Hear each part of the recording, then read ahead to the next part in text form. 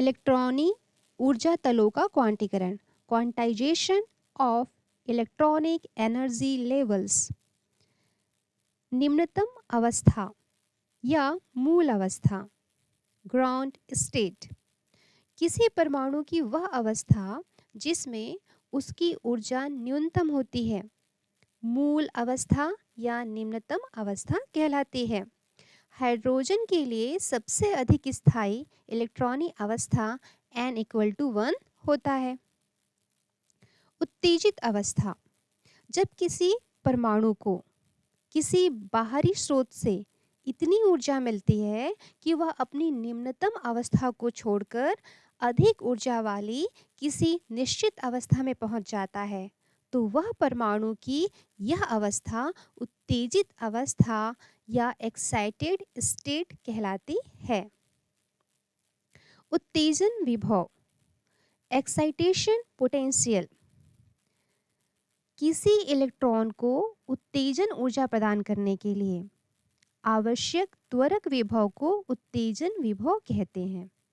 फिर से, किसी इलेक्ट्रॉन को उत्तेजन ऊर्जा प्रदान करने के लिए आवश्यक त्वरक विभव को उत्तेजन विभव कहते हैं, एक्साइटेशन पोटेंशियल कहते हैं। आयनन विभव, आयोनाइजेशन पोटेंशियल, वह न्यूनतम ऊर्जा जिसे अवशोषित करके परमाणु आयनित हो जाएं, अर्थात इलेक्ट्रॉन अपनी मूल अवस्था से सदैव के लिए परमाणु से अलग हो जाए, वह परमाणु का आयनन विभव, आयोनाइजेशन पोटेंशियल कहलाता है।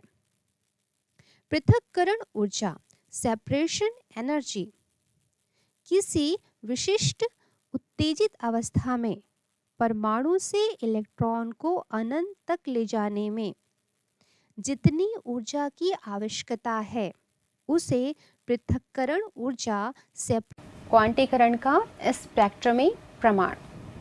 तो बच्चों, हाइड्रोजन परमाणु में यद्यपि एक इलेक्ट्रॉन है, फिर भी स्पेक्ट्रम में अनेक रेखाओं की श्रेणियां प्राप्त होती हैं। इसका कारण है कि हाइड्रोजन परमाणु के इस एक इलेक्ट्रॉन को उत्तेजित किए जाने पर किसी उच्च ऊर्जा स्तर में स्थानांतरित हो सकता है और भिन्न भिन्न ऊर्जा स्तरों से होता हुआ वह निम्न ऊर्जा स्तर में आता है।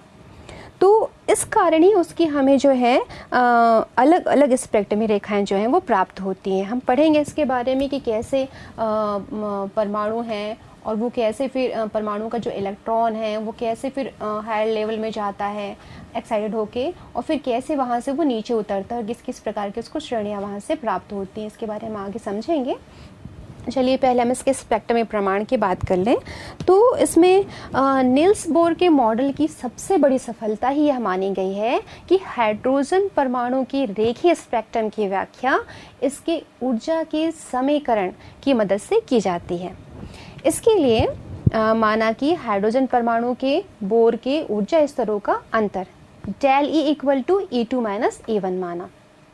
ठीक है, अब यहाँ पे E1 इक्वल टू होता है 2 pi square M Z square E to the power 4 upon n1 square h square. और इसी प्रकार यहाँ पे हम देखेंगे E2 जो है E2 का होता है 2 pi square M Z square E to the power 4 upon n2 square h square. अब इस वैल्यू को हम पुट करेंगे इस फॉर्मूले में, E2 और E1 का मान हम यहाँ पे रखेंगे इस प्रकार से। तो हमें ये मान हमने यहाँ पे रख लिया है और रखने के बाद हम देखते हैं इसमें कॉमन क्या है। कॉमन हमें दिखाई दे रहा है 2 pi square M Z square E to the power 4 upon h square common है। हमारे पास रह क्या गया अंदर में, यहाँ पे देखो n1 स्क्वायर, तो ये जो हो जाएगा माइनस माइनस प्लस हो जाएगा, इसलिए हमने इसको सामने में रख दिया है। और यहाँ पे माइनस n2 स्क्वायर। ओके, ये हमारा डेली का यहाँ पे मान जो है वो इस प्रकार से आया। अब हम डेल ई का मान जो है एच वी रखने पर, मतलब वहाँ पे डेल ई के स्थान पे हमने क्या रख दिया, एच वी रख दिया है, क्योंकि इक्वल टू एच वी होता है। ठीक है, फिर उस पूरी चीज़ को हमने लिख लिया 2 pi square M Z square E to the power 4 upon H square 1 upon n1 square minus 1 upon n2 square. Okay, अब यहाँ से फिर हमने h को जो है इस प्रकार से इधर ले आए, तो यहाँ पे हो गया h⁻³ हो गया, और पूरी चीज़ें एज इट इज़ है जैसे पहली थी। अब हम यहाँ पे जानते हैं कि न्यू बार इक्वल टू होता है 1/λ, और लैम्डा की वैल्यू क्या होती है, लैम्डा इक्वल टू होता है c/v। तो यहाँ पे हम लैम्डा की इस जगह पे हम क्या रख देंगे, c/v। तो हमें क्या प्राप्त हो जाएगा, हमें प्राप्त होगा new bar equal to v/c। चलिए फिर से देखें, हमने यहाँ पे क्या किया है, हमने देखा है कि न्यू बार जो कि तरंग संख्या है, इसका मान कितना होता है, 1/λ होता है। और यहाँ पे लैम्डा का मान हमको पता है कि लैम्डा इक्वल टू होता है c/v। अब इस लैम्डा की जगह पे हमने c/v रखेंगे, तो हमें क्या प्राप्त होगा, new bar equal to v/c। या फिर हम इसे इस प्रकार भी लिख सकते हैं, v/c equal to v।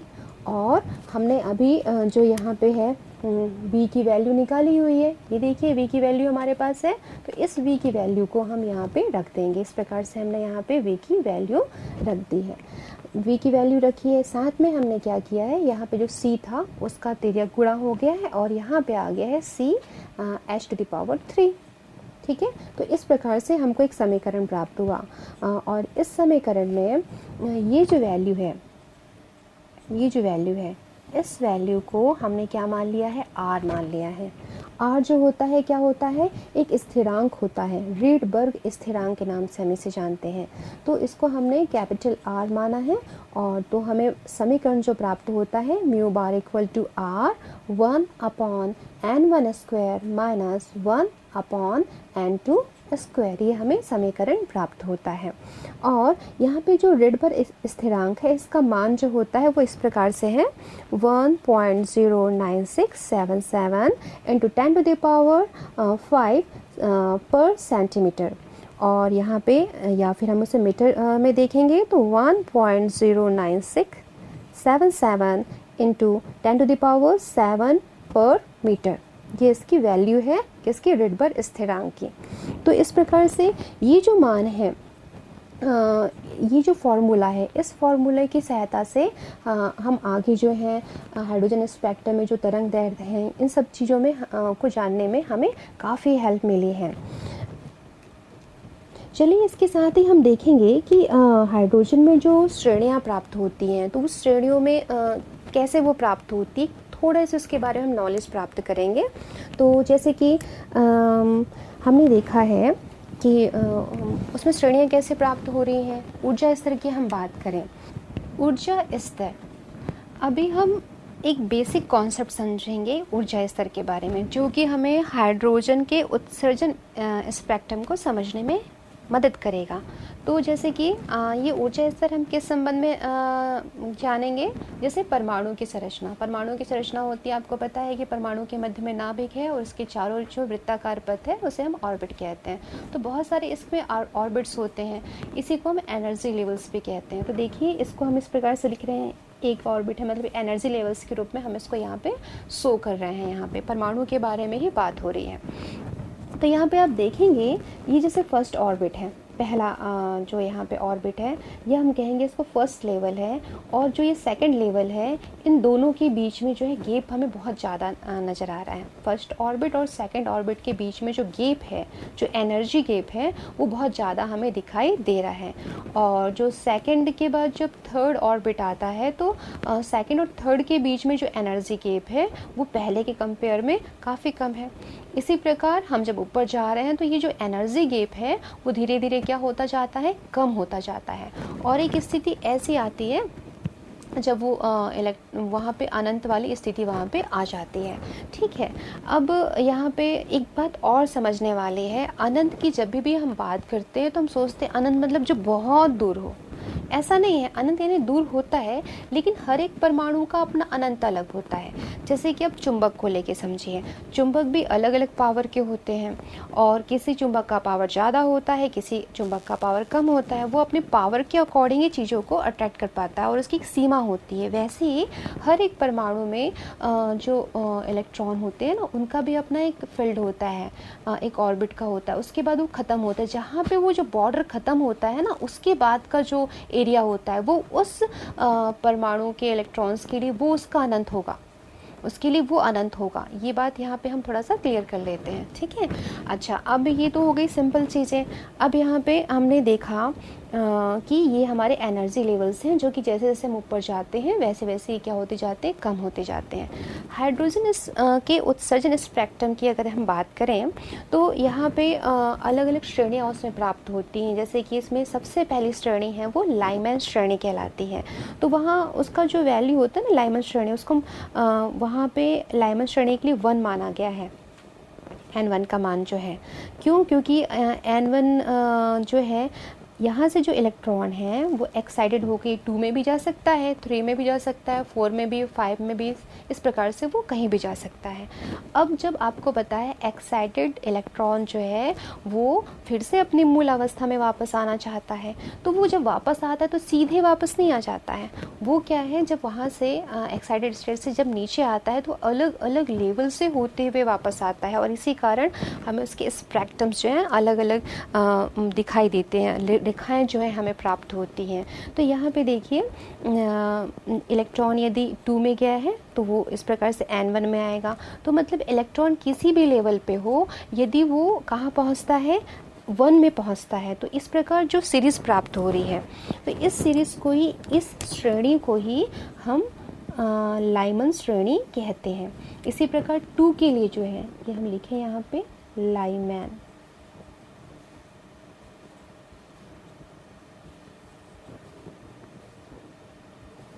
Lyman श्रेणी।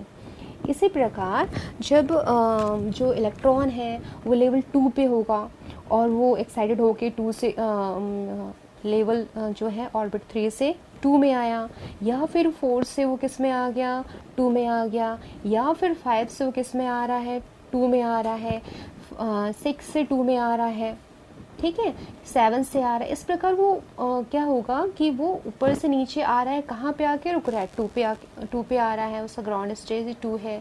तो इस प्रकार भी यहाँ पे एक हमको क्या प्राप्त हो जाती है, एक सीरीज प्राप्त हो जाती है, एक श्रेणी प्राप्त हो जाती है, जिसे कि कहा जाता है बामर श्रेणी। और इसी प्रकार यदि इलेक्ट्रॉन जो है एक्साइटेड इलेक्ट्रॉन 3 पे आ रहा है, तो वहाँ से भी 3 पे कहाँ से आएगा, 4 से आएगा, ठीक है, 5 से आएगा, 6 से आएगा, 7 से आएगा, 8 एंड इन्फिनिटीज। इस प्रकार से वो क्या होगा, ऊपर से नीचे वो आता जाएगा। तो यहाँ पे भी एक सीरीज प्राप्त होगी। इस श्रेणी को हम कहते हैं पार्षण श्रेणी। तो अलग अलग ये जो है ये वैज्ञानिकों के नाम है, आविष्कारकों के नाम है, जिनके आधार पे इन्हें इन श्रेणियों को नाम दिया गया है। तो इसी प्रकार 4 में जो होता है वो हमें प्राप्त होता है जब वहाँ पे इलेक्ट्रॉन आते हैं, तो ब्रैकेट श्रेणी के नाम से जानते हैं। और 5th में हम उसे कहते हैं फुंड श्रेणी।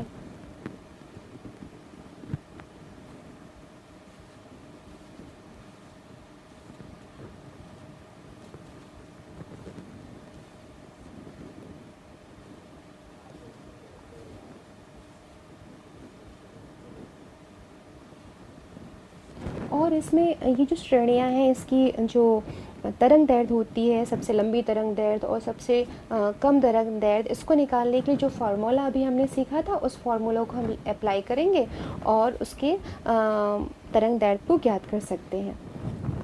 तो ये थी ऊर्जा स्तर के बारे में जानकारी।